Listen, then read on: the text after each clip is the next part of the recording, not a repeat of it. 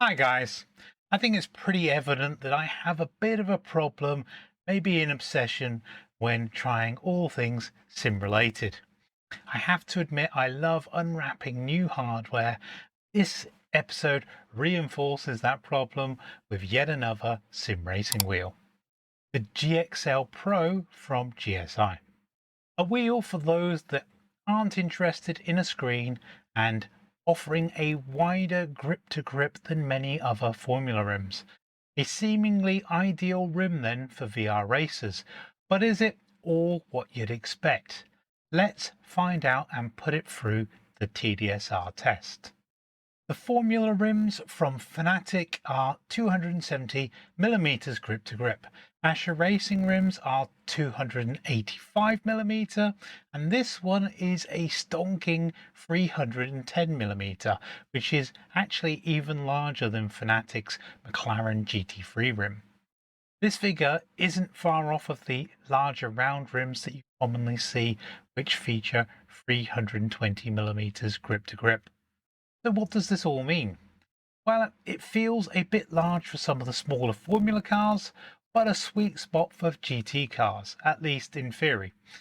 In the past, I've struggled a little with how twitchy smaller rims are for these cars, so I look forward to seeing how it handles in-game. The wheel is kitted out with a pair of magnetic shifters, 10 push buttons, 5 rotaries, and an oddly placed 7-way funky switch. I say oddly placed, and for me it is, situated down the lower middle of the rim. I'm not a fan of this location, but we'll give it a go in game and see how useful it actually is. The rotary switches feel a little light for my liking and are easy to accidentally move more than one single place if you're clumsy like I am, especially when you're in VR and you're blind when you do so. They're also tightly packed together, which can again lead to accidental activation. Things are better on the button front, with them being firm and feeling nice and positive. The same can be said about the shifters. They're not quite as strong as the later Asher units, but they're pretty great nonetheless. If you like to customize your wheel, then GSI have you covered with a variety of options available from most retailers. I particularly like the Tony Kanaan colors. You also have a number of options for the spacer, allowing you to align with your rig's color scheme. The wheel comes aluminium as standard or carbon fiber for that more professional look. You can also stump up for the flappy paddle version, all of which will set you back some extra cash. The unit that I'm reviewing here today is essentially a stock unit. We don't have flappy paddles, but I do have a carbon fiber front panel. The wheel feels nice and rigid, even with the base model that we have here to test. The rotary switches don't feel as bad as I initially thought. Finding the right one when you're in the heat of battle on track isn't easy, but I didn't have problems dialing in the settings once I got there. I also got used to the funky switch placement, though it is still clumsy for the kinds of settings that you need to deal with in a setup called Competizione.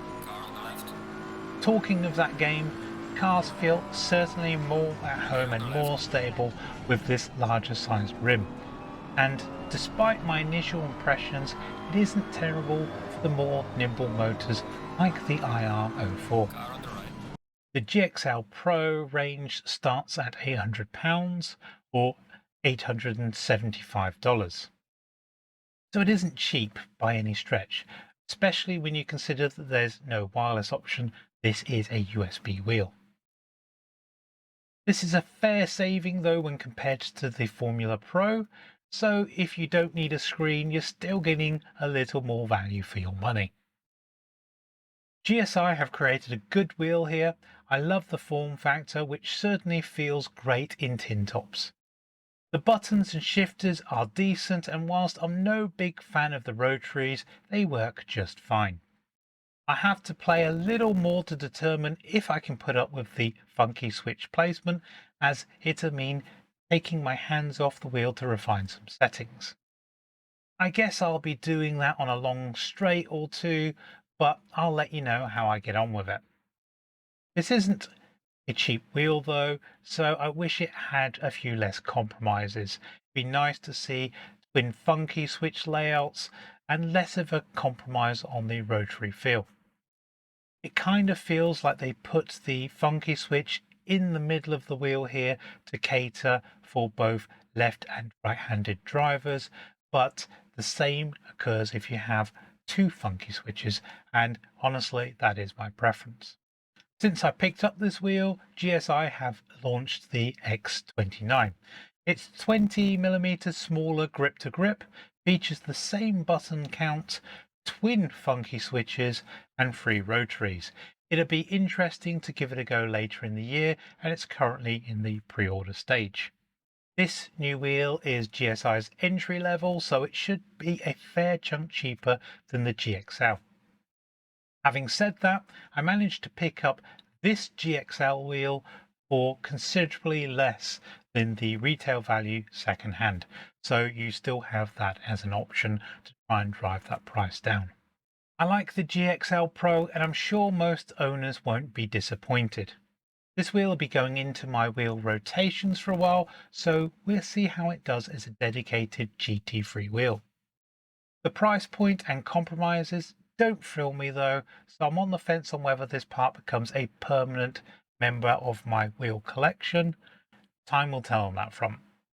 I hope you've enjoyed this run through of the GSI GXL Pro, and if you have, don't forget to give this video a thumbs up. If you own this wheel or you want to talk about it, let's head on to the comments of this video and have a chat about that. It'd be nice to get your perspective as owners on what you feel are the strengths and weaknesses of this wheel. If you like what I'm doing on this channel, don't forget to mash that subscribe button.